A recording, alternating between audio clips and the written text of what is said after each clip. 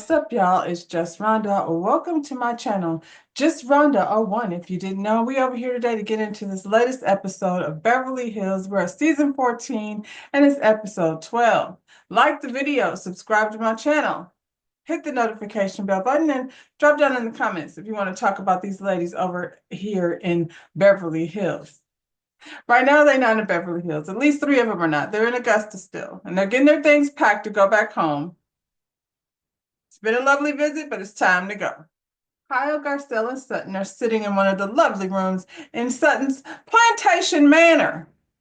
They over here discussing how they was eavesdropping on her conversation with Reba, and Sutton, saw y'all running down hallways and upstairs and things. So I'm guessing she figured that's what y'all was doing, was eavesdropping. At the end of the day, she said the conversation went well, and while they're discussing it, Reba walked in and she looked at Garcelle and told her, "You being chatty, gal." She didn't say gal, but that's how I heard it, because that's how she be trying to play Garcelle. She didn't have any issues with Kyle over there gossiping and things, but Garcelle's being chatty. And Kyle said, "Are you gonna be happy that all this chaos is leaving your home?" And Garcelle said, "Or are you gonna be sad and miss us, especially me?" Reba said, "I'm gonna be glad some of y'all are gone, Garcelle." That's the impression I got from it. We all laughing it off, but I think we ain't really playing. Cal feels sad that she's going home because ain't nobody there. So she talking about, "Do y'all want to extend the trip?" Nope. We ready to go home.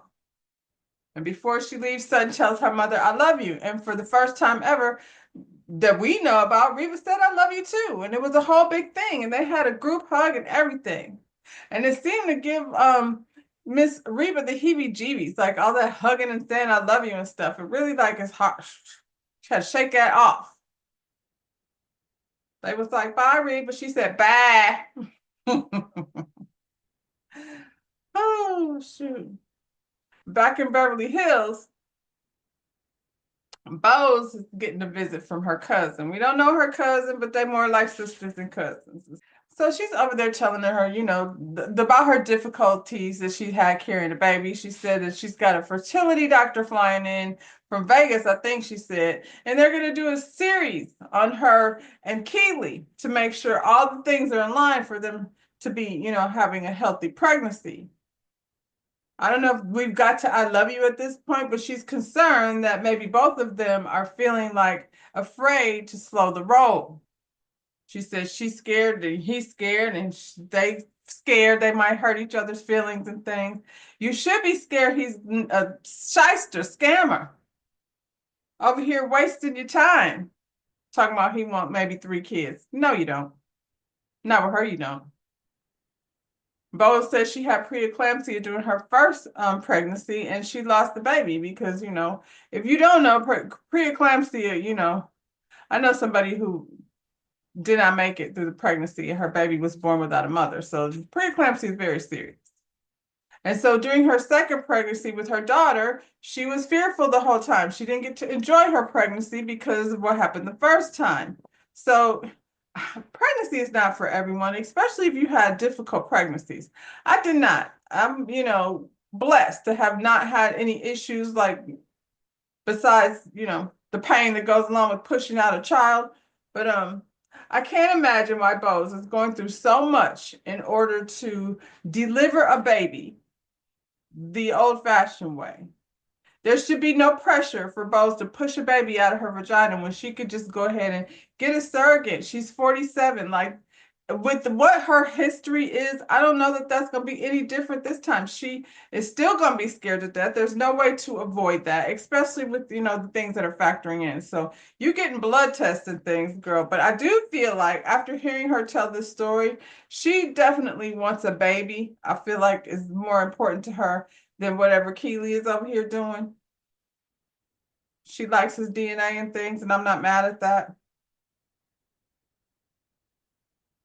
We don't know what's going to happen with them, but this is a new day and age. And so if you want to be a mom, be a mom. You already got the green light from your daughter. And so I don't know that she should be pressuring herself, though, like I said, to just deliver this baby at her age. If you had these kind of problems, girl, at this point in your life, it's darn sure not gonna be as easy as it was back when you was 30 something. So Dorit is hosting this 4th of July party. She does this every year annually at her house. I don't remember her ever doing this. Why did her backyard look like it's got fake grass and things? It just didn't look fun back there. I want to go back to the plantation where they got real trees and real grass. Sutton is at home with her glam squad getting ready. She don't even want to go. She's sitting up there with the eye patches on and the whole nine. And she said she's not trying to go over here with the Reed. They don't even like each other, but she's going to go ahead and do it for her country. If that's what she feels like she needs to do on the 4th of July. Kyle is talking to Erica Jane on the phone. She's feeling away because, you know, the word has got back to her that Bose was over at Kathy's house saying she was cold and cut off, not friendly, not warm, not cutesy, not mindful, not demure. That's what Bose said.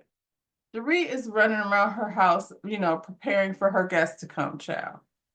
And she's got a cute little outfit on. And I'm going to talk about these ladies' outfit. Dorit's scarf, loved it. Her little red, you know, bathing suit situation, loved it. That little straw bucket hat, I was a fan of that too. I feel like she looks fashionable and comfortable all at the same time. Something that's perfect for a backyard picnic barbecue, even though I didn't see no barbecue. All I saw was hot dogs and things. Sandwiches and cantaloupes things. Sutton shows up first, which sucks because you don't like this lady. So now you got to be at the house alone with her. But since, you know, Dorit is still upstairs pretending like people aren't coming to her house yet, and Sutton walking around in there like, hello, hello, nobody came and acknowledged her. Nobody came. Dorit, you're supposed to have somebody to answer the door if you're getting ready to have guests come over. She's sitting there like, okay, I guess I'll just sit here and wait on somebody. She said, didn't nobody come see her? You know, the house manager, like if it had been Sutton's house, then Avi would have went and opened the door. Dorit had no one. Sutton said not even a cockroach. I was like, Sutton, are you trying to say this lady got roaches low key? I see how you like a cockroach of all things, Sutton. She's sitting there waiting on Dorit to come from wherever Dorit is. And then Kyle shows up. Dorit's not there. Kyle happened to notice the table sitting in front of the door with an homage to PK and Dorit's lovely life. Kyle's like, what the hell? She got a darn shrine over here in front of the door. That's the first thing you see when you walk in is pictures of her and PK. Finally, Dorit comes downstairs and Kyle's like, girl, what is going on over here at this table with this shrine to PK that we have? And Dorit's like, what? I didn't even pay attention. And I'm like, how did you not pay attention? What do you see when you walk in the house, girl? Her fake ass staging that. Why would you even have that in your front door? Girl, buy a vase like everybody else do.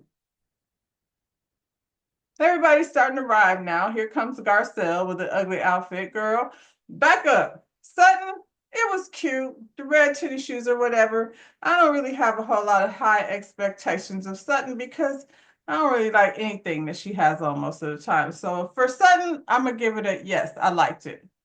Comfortable, casual, 4th of July-ish. The right color red. You know, I didn't see no blue. She had a little blue purse. What's her name? Dorit tried to confiscate it when she walked in. She was like, "Oh, that purse is cute." It wasn't the 4th of July blue, it was baby blue. But it was cute all the same. And Dorit felt like Sutton that the least could just give her that bag because she owed her at least that.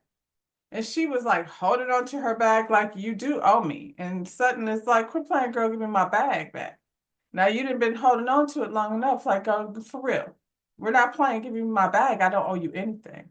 And Dorit was holding on to her bag like as if like she just really wanted to start shit with Sutton. You know, Sutton already don't want to be there. Here you go talking about what I owe you, girl. Oh, run me my bag, Dorit. Over here with your broke ass. PK gone.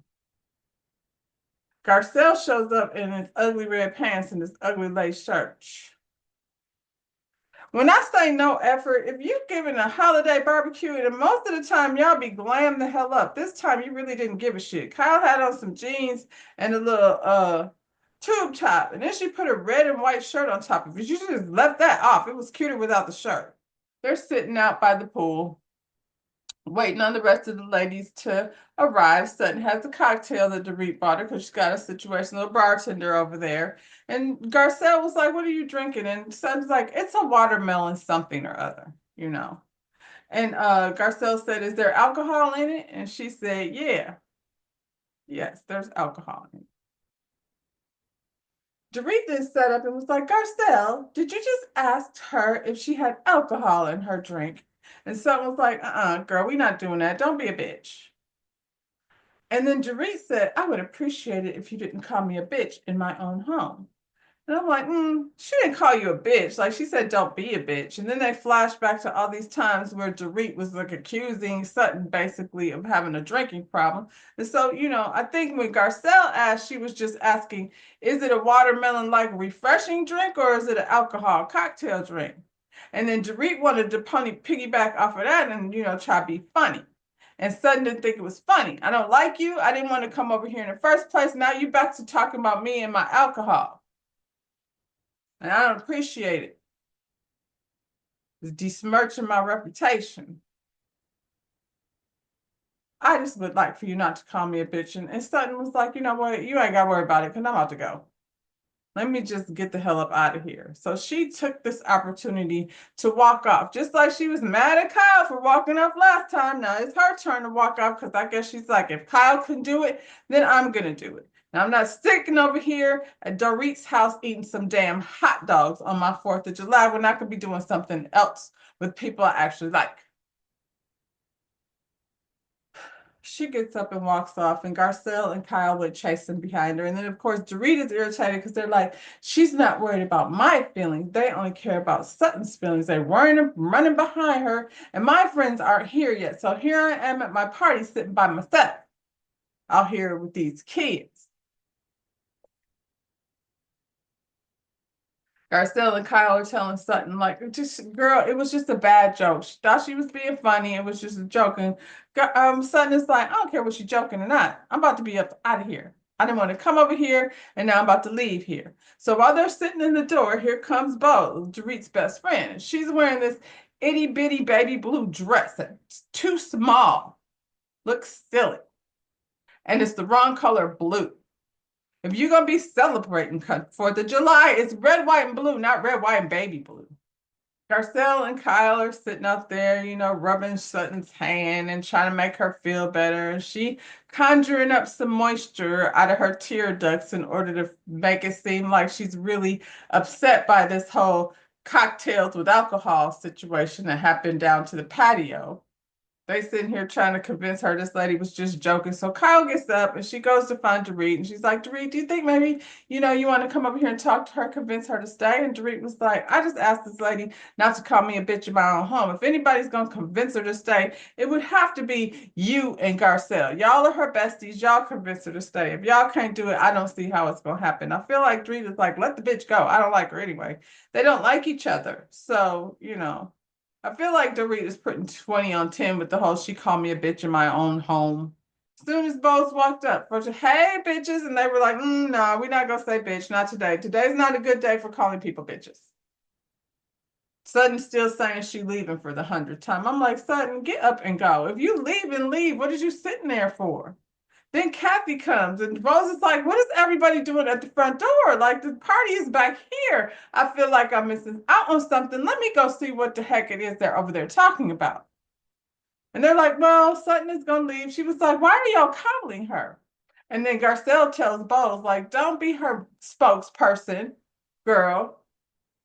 And Bose is like, y'all is over here. This lady Dorita's over here hosting this nice event. She's got cocktails and hot dogs and things, and y'all are all sitting by the front door. That's saying y'all have no coast. That's all I'm saying. People are looking at Garcelle like, girl, the way you be caping for Sutton, you're not the one to be saying anything about anybody's mouthpiece or spokesperson. Sutton finally got up, child, walked out the door, and in her confessional, she was dogging Dorit the hell out. She said, I'm sorry she started a business that doesn't work and mine does. I'm sorry my divorce was clean and hers is not, child. I'm sorry about all her problems. This bitch got 99 problems and today's son is not going to be one of them. I am out the door. And Bose is over here with her big opinion about what was somebody was doing, and she don't even know the story. All she knows is her friend Dorit is having a party, and y'all are acting rude sitting by the door. Bose, you don't know these people like that, like that. They've been knowing her longer than you. It seems silly, for you to go in like you bossing people. You're a tall woman, but sit yourself down somewhere. You're never telling people what to do. They sitting back there telling Bose that she was chastising them. And she was like, I wasn't chastising anyone. I was just telling y'all it's just rude for this lady to be hosting y'all and y'all are all sitting around by the door, not coming in. And then Garcelle tells Bose, like, didn't you say something about Kyle not opening up? I was like, why are but Garcelle, that ain't even your business. Now you're speaking on the behalf of Kyle. And Kyle was like, I was really kind of confused by that because I thought we were cool. Like when I brought you flowers and things, and I thought we were getting to know each other. And Kyle says, I think you're biased because you made a connection with Dorit. And so now you have you feeling a certain type of way about me. I think that's true. I think just the same way Garcelle doesn't like Dorit because it's a lot of energy towards why these two are so connected to one another. We know that Dorit didn't have no allies, and if she's not an ally with Kyle, then she really ain't doing too much. Erica Jane, she ain't really taking no side. She is saying how tired she is of this nonsense, and I get it. I'm with her. Y'all keep fighting every time we go somewhere, but Erica Jane, you know what it is. Just be glad you could be sucking on your straw over there and being out the fray. It's your time to sit things out. By the way, I didn't mention that she came in with a very basic jean dress. Like nobody gave a hoot nanny about this lady's barbecue with no barbecue. Kyle told Bose, like, I feel like you judge me different than you do her. Like the whole thing with PK and the text messages. And I'm like, Kyle, don't bring that up because you're wrong about the text messages. And so I don't think that's a good argument to defend yourself with. Dorit entered herself in the conversation, and Kyle was like, I'm not even talking to you. Every time she opens her mouth, here you go, nodding your head in agreement for her. And Dorita's like, if you're talking about my situation, yeah, I can respond and comment on it. Honestly, the back and forth between Kyle and Dorit, it's a wrap. Like I thought we were done with that. I made friends at the beach, and now we here again. Shoot. Erica Jane, like, let me get the hot dog because y'all are bugging. Kyle and Dorit have another sidebar. So we going through Dorit's house and she got boxes and things staged. Just trying to hard to see, like, are you moving or what are you doing? And Kyle said, this is like, when Mauricio first moved out, I didn't know like if I should use the whole closet. I was like scooching things in the closet. And then this nigga left the house and I didn't really know what place I was in. And Dorit's like, I don't know what place I'm in either. Dorit asked Kyle, like, what was the 6 months supposed to do? And I think that's a good question. What is the 6 months supposed to do? Because for Dorit, she said PK and I already in his head planning on just separating anyway. So by the time it got to her, she was a little bit blindsided. She's still in that adjustment period. It's like, what the heck is my life about to be doing? Because she's still processing it. And Kyle says she thinks her and Mauricio have been in denial, not accepting it. That 6 months was supposed to be, they don't know what it was supposed to be. And then he over there buying furniture instead of, staging the furniture. So he seems like he's making permanent decisions. So, I mean, I feel like on one hand, this is a much needed conversation between Kyle and Dorit. I don't know that it's going to change anything, but they do see that they're really in the same kind of predicament. Dorit is like, I don't know what PK is out there doing. He done sent me, conversation via email about divorcing. It wasn't nice. So I don't even know what I'm doing with that either. Kyle and Mauricio haven't got to that point yet. Flash to the headlines of Mauricio kissing some blonde chick and down to the airport in a bikini and a cover-up. I remember seeing that. Mauricio was out here wilding. So it seems like he was doing more than buying furniture and eating tomato soup around to the crib. Somebody been over there, like I said, opening his DoorDash. He's got women around the world. Where was he at? I don't know where he was even at. And if you think PK ain't out there doing it, honey, they meeting up somewhere for vacation, for a guy's vacation. So that's how that ended. I guess, we're gonna pick that up next week with the headline. Um, and the ladies having another get together, and Sutton is letting Dorit know who has the bigger wallet. Yeah, I will guess we know who, child. Y'all like the video, subscribe to my channel. I'll be here next week, and I hope you'll be here too. See you when I see you.